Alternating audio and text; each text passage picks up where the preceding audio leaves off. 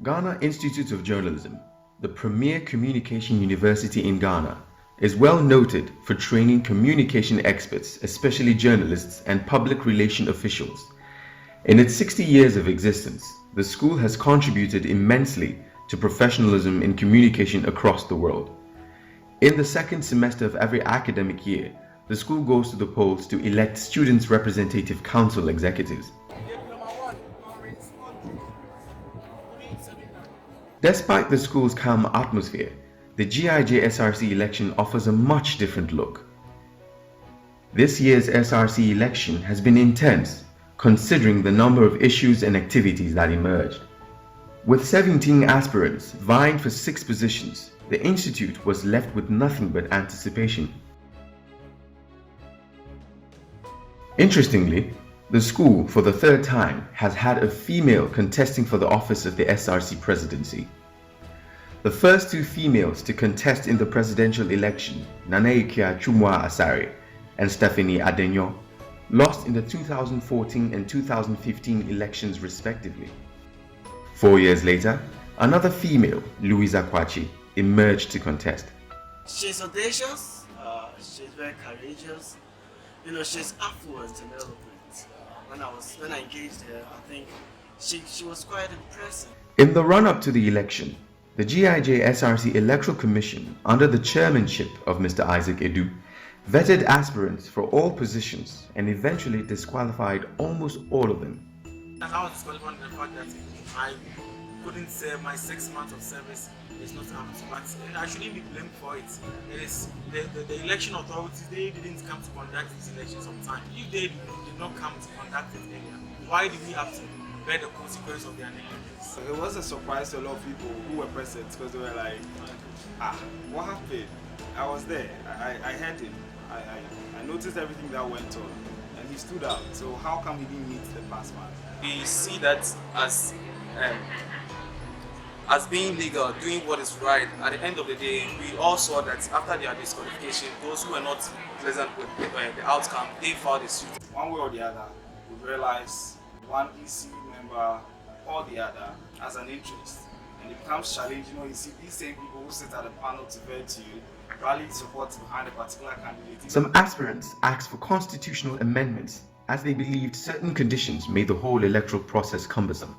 I would actually recommend that even during vetting, there should be someone from the Judicial Council who interprets the Constitution in case constitutional matters arise. The Electoral Commissioner should be appointed earlier, because in the Constitution it has been clearly stated that the Electoral Commission is solely the body in charge of conducting elections here on campus. So it's been class elections or the general election. But in our case, we see the Electoral Commissioner being appointed in the second semester. And so otherwise, all the class elections that were conducted should be nullified because they weren't conducted by the mandated body. The disqualifications led to some candidates filing court cases at the Judicial Council to seek redress. After the council heard these cases, some aspirants were given the nod to pick nomination forms again, while others had their cases thrown out. In the turn of events, the Electoral Commission in the second vetting qualified all aspirants who filed for nominations. Some students questioned the outcome of the second vetting, as well as the credibility of the Electoral Commission to organize a free and fair election. My issue is, what changed? Because if nothing has changed in the Constitution, then their verdict should remain same. You cannot disqualify someone and then tell the person that you are qualified again. That's the blame and the mark on you. If you can't correct the simple mistakes, then I don't think you can actually complete all of us voting and then selecting a leader. The EC has always been delivering for free, fair, and just elections. This year is no exempt. This year we are going to deliver a free and fair elections. So we ensure every person, every GIJ student of good standing to come and exercise their franchise and expect a free and fair transparent elections this year. Some presidential candidates still believe the Electoral Commission was capable of organizing a transparent election. I expect a free and fair and transparent election, but some of us will be actually vigilant because we live in a human institution. I foresee free and fair election because, yes, that is what they are supposed to do.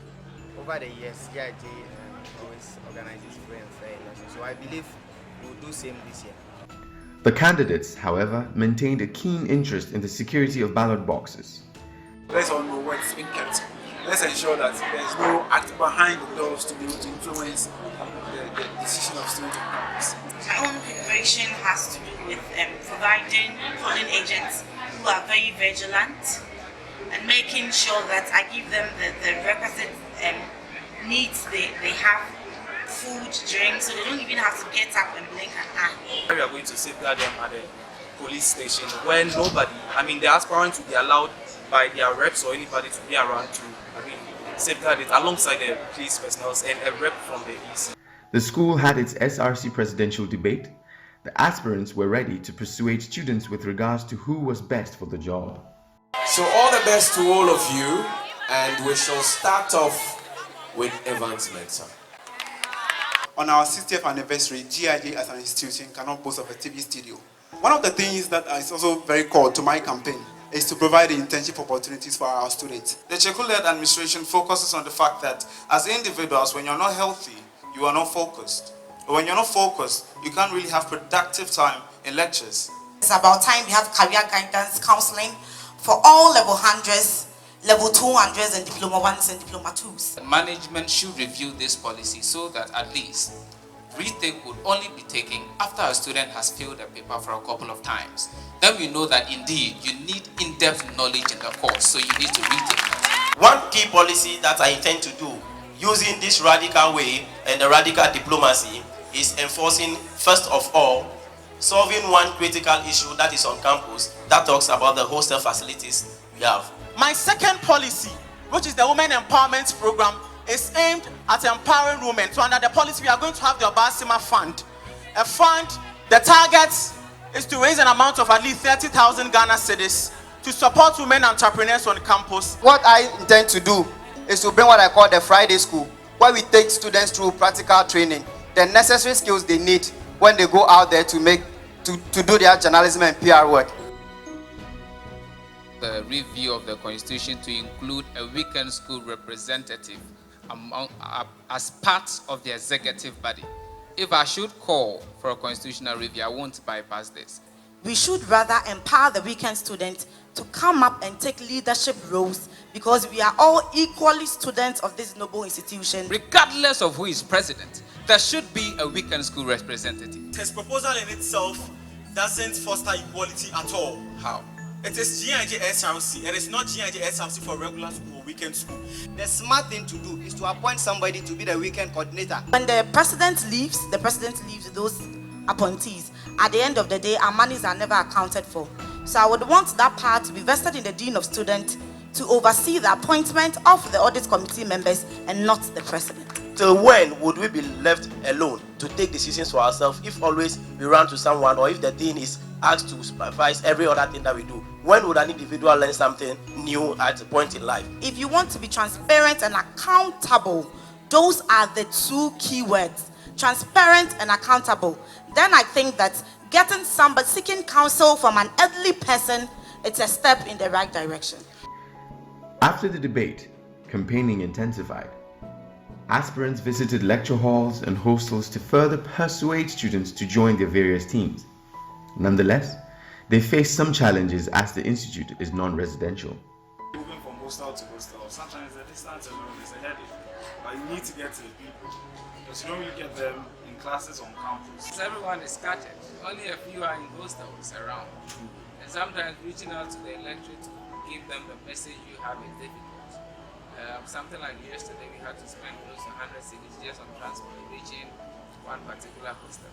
A high student turnout was doubtful, but aspirants had hope the students will come out and vote. Having a massive turnout is questionable on my part. Initially, it looks like the excitement wasn't there, but it's growing, so it's a high time. However, some students were ready to exercise their franchise to decide who occupies the SRC office. We all can't be in the position, and then there's a need to hand over power to some people that we think they are capable of steering the affairs of the institute. And so I'll be voting. I'll be voting because it's my responsibility as a student, or let me say citizen of GIJ, to vote. The GIJ SRC Electoral Commission assured students of their preparedness towards the election. The set dates were Sunday 14th April 2019 and Monday 15th April 2019. I am telling you 100% the EC is prepared. The EC is 100 prepared. Our ballot boxes are ready, our stamps are ready, our security personnel are on standby. I mean, this year we are going to have 3 polling stations, so you realize that security must be very intensified this time around, so we are prepared. On Sunday morning, the weekend students waited to cast their vote at commencement time 8 a.m. At 11 a.m., ballot papers were not ready. This development led to protests by students for the Electoral Commission to call off the election. What are they talking about?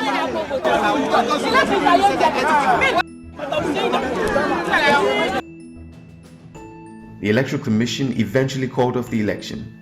They held a meeting to explain the cause of the delay and also to inform students on the new dates for the election. We encountered, let's say, printing problems. The machine was paused and we have nothing to do rather than to also be on them. But you see, the harm has already been caused. So we should calm down because the election will come off. That is during the recent week. After the long wait, the GIJ SRC Electoral Commission in a communique informed students that the election will be held on Friday, 26th of April 2019 for the regular school and on Saturday, 27th of April 2019 for the weekend school. Regular students turned up on Friday to vote to elect their leaders.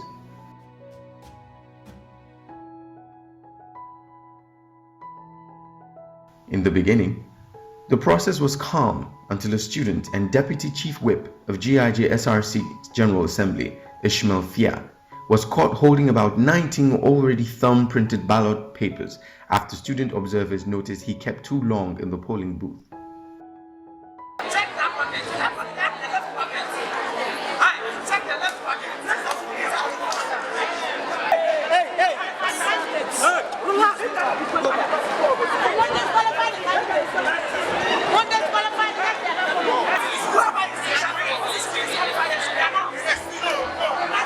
The policemen on duty, accompanied by some EC officials, escorted Mr. Fia to the cantonment's police station. Calm was restored and voting continued. Some students complained about the process as they faced challenges in exercising their franchise. I joined the queue. I got to where the polling agent or whoever he is was sitting there. He told me that I should just mention my level and my 3 digits of my index number. So I mentioned my level and my 3 digits. Immediately I mentioned, they said voted. Meanwhile, I have not voted. This is my thumb. This shows that I have not voted. They don't even look at the ID. They are not looking on the ID. As closing time, 5 p.m. drew closer, more students queued to vote. After day 1, the EC officials and polling agents of all aspirants endorsed the ballot boxes with their tags. The ballot boxes were taken to the police station for safekeeping and to be returned on Saturday for the weekend school to vote.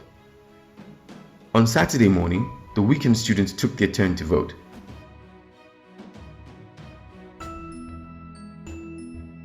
At 5:30 p.m., voting officially ended. The EC officials began to prepare for the counting of the ballot papers.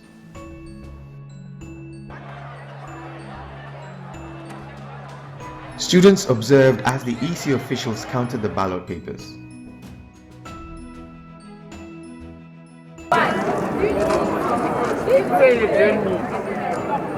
The count ended the next morning around 4 a.m.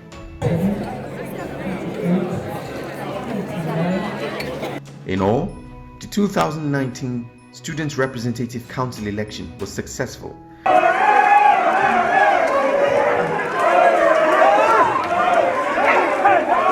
The newly elected SRC executives for the 2019-2020 academic year, as declared by the Electoral Commission, are the Students' Representative Council President-elect, Joseph Agbezuke, the General Secretary-elect, Patrick Nambe, Financial Secretary-elect, Joanna Dagla, Women's Commissioner-elect, Adams Charlotte Bintu. Organizing Secretary-elect, Cedric Afewu.